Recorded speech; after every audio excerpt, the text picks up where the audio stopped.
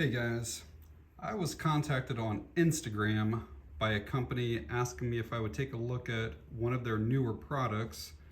It's a green dot optic or sight, and I read some of the reviews and then I watched some of the videos on some of their older products from some pretty reliable YouTube channels like 704 Tactical, and everything was giving it real positive reviews. So I told them yes, absolutely, I'd take a look at their product. And it's a company is Cyelee, and they've made a Red Dot, a GT10 Red Dot for quite a while, but they have it now in green.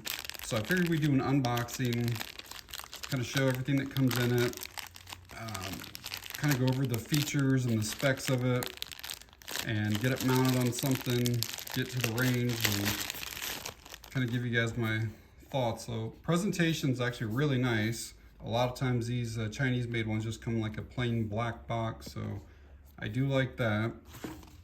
We'll get this out of the way and let's see what all's in this box. So nice padding up on top. So far very good grades on all of this stuff.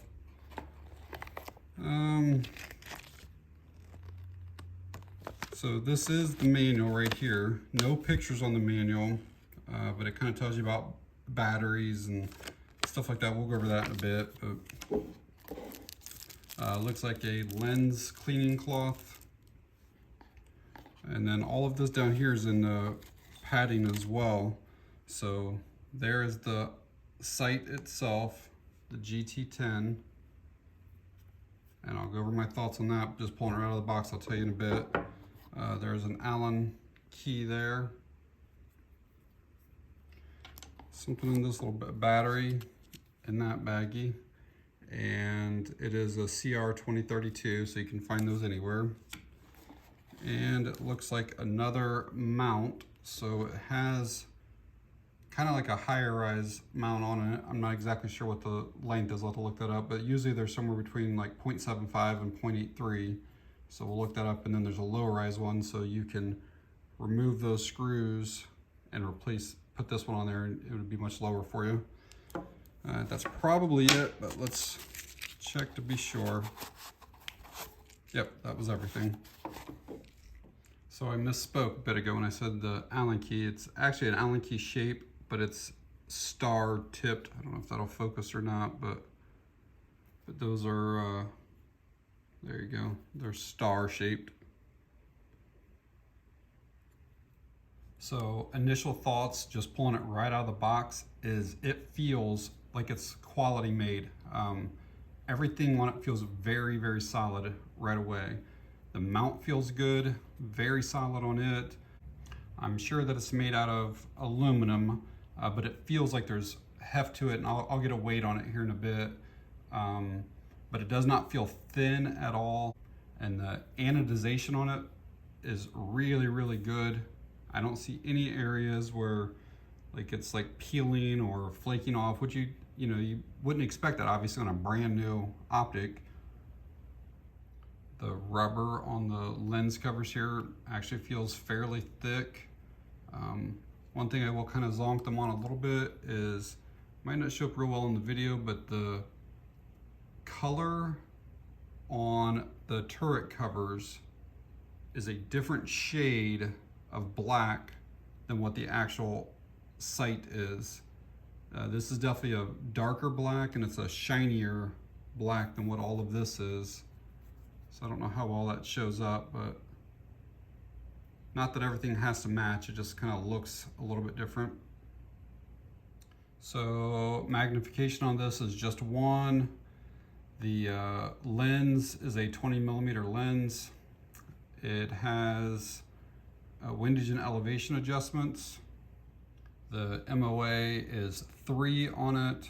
It is fog proof, shock proof, waterproof, I think up to maybe 3 meters or so.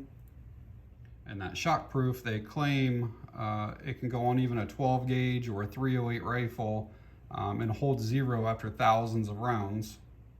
That battery that comes with it is supposed to be a 50,000 hour life battery. Even if it got half of that, that's going to last you for years and years and years. And as I mentioned earlier, it does have a green dot, and there are 10 brightness levels. It's got the little rubberized buttons up here.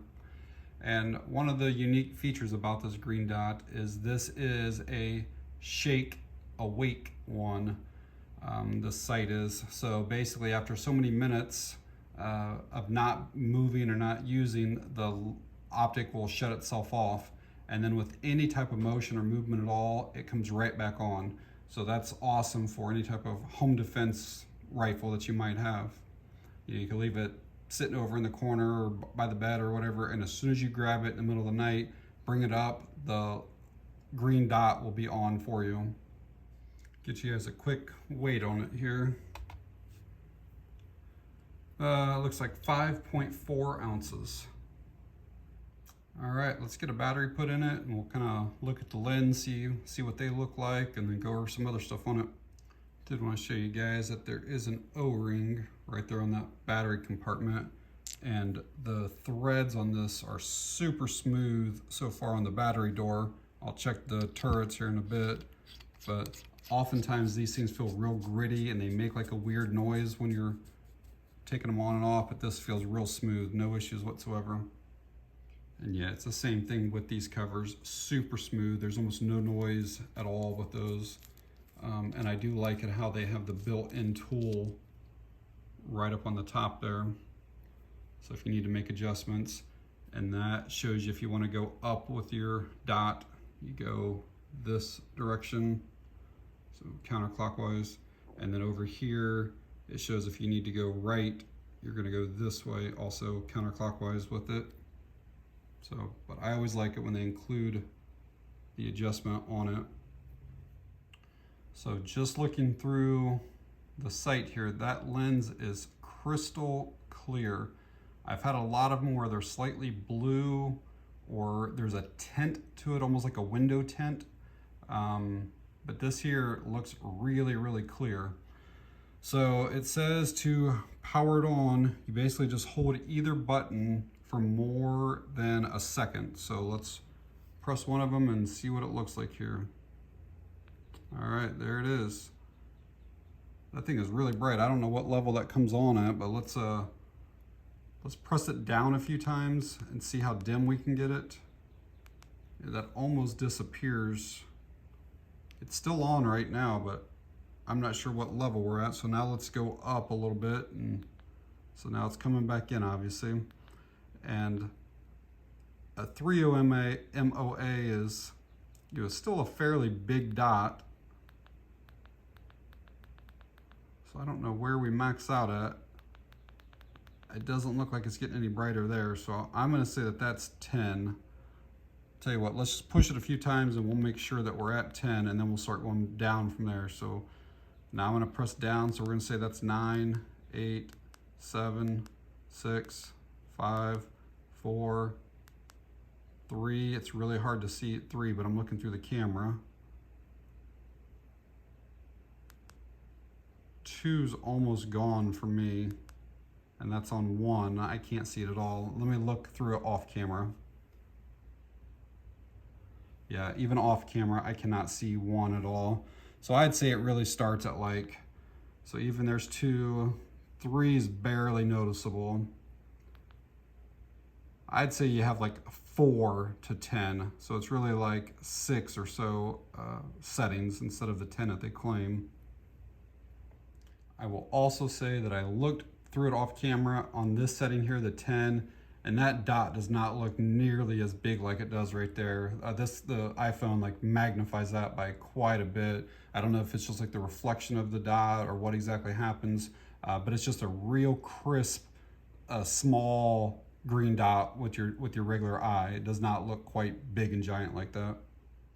The manual says after about 5 minutes of not using, that's the motion activated. Basically, it will come back on. So basically, I'm going to leave it laying there and I'm going to time it and kind of look through it and see about how long it takes for that dot to shut off. That took about 3 minutes for it to shut off. I'm going to pick it up now. I know it probably won't be on camera, but I'm going to see if it comes right back on then. Yep, it's on, and it was completely off before I just picked it up. All right, we'll get the sight mounted here. I often have people ask, like, is there a right or wrong place that you should mount a sight on your rifle? I've kind of always been told that as long as it's on the receiver, pretty much anywhere, whatever your eye relief is. But you can see how there's a split right there, and then this goes out onto your handguard. I was always told that you never should put your sight out on this part here. So basically anywhere along here, and really whatever works for you. Some people like to have them in the exact middle. Some people like to have it over the ejection port, really wherever works for you. All right, so it's mounted on there, and with the taller riser that comes with it, it's designed to co-witness with those sights right there. I'll try to get you guys a straight on shot here of it. Well, it's kind of hard to hold the camera in one hand and rifle in the other hand, but I think you guys can see it right there. So basically it's going to co-witness with your front and rear sights. There you go. All right, we'll get out to the range and do a little bit of testing with this Cyelee Green Dot. All right, guys, made it out to the range. This is my setup. It's 50 yards. Going to be using the Cyelee Green Dot. Got the M&P 1522. This will be my first shots with it. I've not cleaned it, not done anything with it. It's literally right out of the bag, so we'll see how that runs. I'm going to be using the AR Tacticals. And for any of you that don't know, Smith & Wesson actually partnered with CCI in developing these rounds.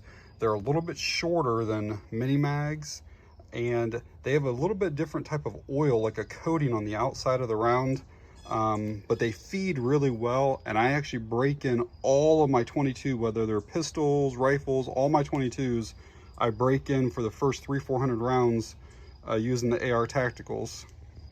So I'm gonna get things set up and then we'll see what it looks like.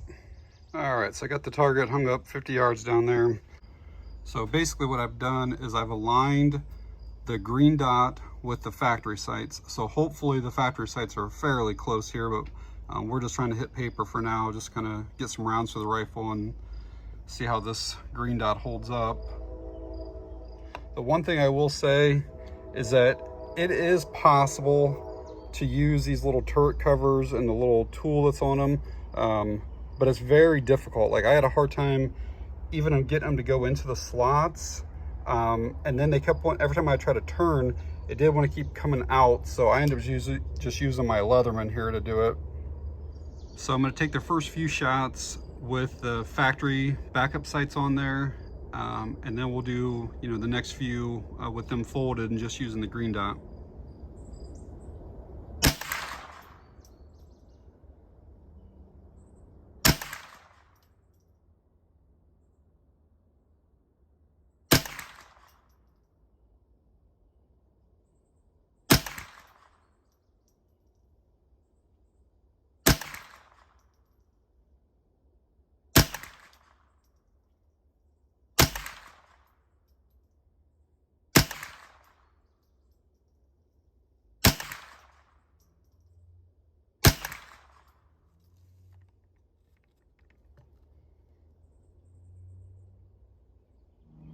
So those first 10, I think the factory sights need to be adjusted just a little bit. The grouping's actually really good, but it's a little high and definitely right. It's like the shoulder of the target. So I'm gonna have to make some adjustments here. So I've made the adjustments and I'm gonna use just the green dot now.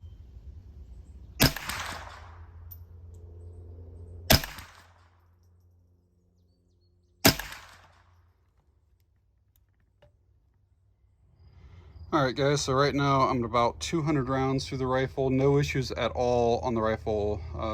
No malfunctions whatsoever of any kind, and no real issues with the green dot either. But I'll do my final thoughts on the green dot whenever I get back to the house. I've done another video on this clamp-on bipod, And if anybody's interested, I'll leave an Amazon link down below. I really like it. It's very stable. It does not mar up your barrel at all. Goes on and off within seconds. It's a 6 to 9 inch adjustability, so again, you can go back and find that other video on it, but really like it. Okay, so some final thoughts on the Cyelee Auto On Green Dot is that the glass is crystal clear. The dot is super crisp. The green is easy to acquire, even in the bright sunlight, real easy. The emitter does not get in the way at all. So if it's the 20mm lens, you can see through all of it. Even with the dot off, it's really easy to pick up on your factory sights. I mean, they're crystal clear. It's like you're just looking through them normally. And I think it's a really good buy at that $80 price tag. And I will leave a link to it down below. Most of them from, like, let's just say Primary Arms or Vortex or Holosun or any of those kind of bigger names that have the auto on or shake awake features, most of those start at like 150 to 200 and go up from there. I think this is really like quality made. I don't see any like cheap components on it. A couple little complaints that I had was that the tools for adjusting your windage and elevation, they were somewhat difficult to kind of get into the hole. So I would definitely probably just recommend like I always have a tool kit in my range bag that has screwdrivers and stuff, and then I also always keep a knife and a Leatherman and stuff on me. But it is manageable, it's possible, but it was kind of tedious using that little tools to adjust it. And probably my only other complaint is, like I mentioned earlier, is that they advertise it as 10 settings. But for me, I really couldn't see settings 1, 2, or 3 at all. So it really is like 7 settings. But yeah, overall, I think it is a quality sight, especially for the $80 price point. And I would definitely recommend it. So give them a look. All right, guys, that's it on this one. Thanks for watching. I appreciate it.